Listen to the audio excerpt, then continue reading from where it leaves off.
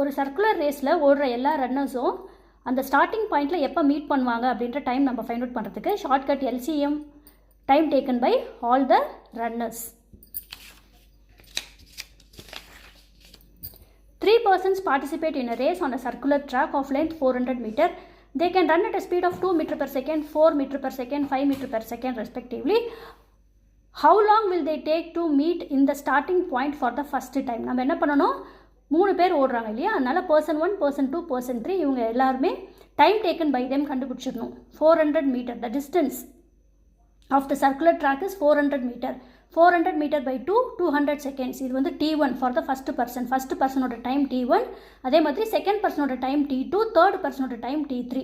இப்போ LCM of T1, T2, T3 நம்ம எடுத்தோம்னா 200, 180 இதுக்கு மூணுத்துக்கும் LCM எடுத்தோம்னா என்ன கிடைக்குது, 400 seconds கிடைக்குது. So they all meet at the starting point after 400.